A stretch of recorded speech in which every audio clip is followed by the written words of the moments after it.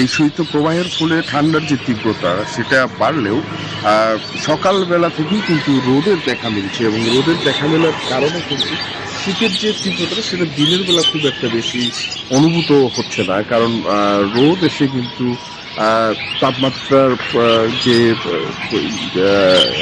প্রবলতা সেটা কিন্তু বাড়িয়ে দিচ্ছে, এবং এই জন্য কিন্তু জনমনে অনেকটা যে যে ভোগান্তি ছিল সেইটা কিন্তু কমেছে। আমরা এখন যেটা দেখছি যে আজকেও কিন্তু ভোরবেলা কুয়াশা ছিল, কুয়াশা আবৃত্তি ছিল সবকিছু, কিন্তু এখন যেটা দেখছি যে সূর্যের মুখ দেখা যাচ্ছে। সুতরাং আজকে একটা রোদের যে ঝলমল দিন সেটা বোধহয় আজকেও বিরাজ করবে। তো পৌষের শেষের দিক মূলত আমরা চলে এসেছি। আজকে পৌষ মাসের 25 তারিখ। আবহাওয়া অফিস যেটা আমাদেরকে বলছে যে মাঘের শুরুতে কিন্তু আবার গভীর এবং মাঝারি শৈত্যপ্রবাহ হয়েছে, শীতের যে ভূপ্রাকৃতিক ঠান্ডার যে ভূপ্রাকৃতিক সেটা আবার দেখা দিতে পারে। তো এই ছিল আমার কাছে সর্বশেষ। আমরা যাচ্ছি চুয়াডাঙ্গায়, সেখানে অপেক্ষা করছে আমাদের সহকর্মী জামান। জামান, একটু চুয়াডাঙ্গার শীতের খবর জানাবেন আমাদের। হায়দার, পঞ্চগড়ের মতোই কিন্তু চুয়াডাঙ্গাতেও শীতের একই পরিবেশ বয়ে যাচ্ছে। আমি যদি আপনাকে জানাই, আজ সকাল 6টায় চুয়াডাঙ্গার যে তাপমাত্রা রেকর্ড করা হয়েছে সেটি হচ্ছে 10 ডিগ্রি সেলসিয়াস।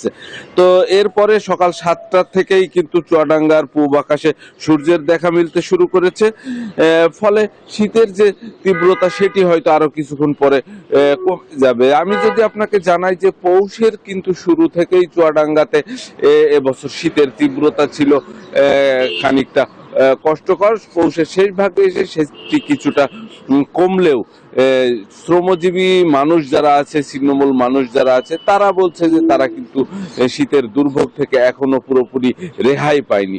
বিশেষ করে রিক্সা চালক, ভ্যান চালক, ইজি বাইক চালক, তারা যেটি বলছে যে এই শীতের কারণে কিন্তু তাদের আয়ের পথটা অনেকটাই সংকুচিত হয়ে গিয়েছে। তাদের দৈনন্দিন যে আয় সেটি কিন্তু আগের তুলনায় অনেকটাই কমে গিয়েছে। তার কারণ হিসেবে তারা যেটি বলছে, খুব সকালে শীতের কারণে যে যাত্রী তারা পেতেন সেই পরিমাণ বা সেই সংখ্যক যাত্রী কিন্তু তারা পাচ্ছেন না। তো চুয়াডাঙ্গার পূব আকাশে সূর্য উঁকি দেওয়ার কারণেই কিন্তু দিনের আলো ফুটছে সকাল 8টা থেকে 9টার ভিতরে, এবং শীতের তীব্রতা কিন্তু আগের তুলনায় অনেকটাই কমে আসছে।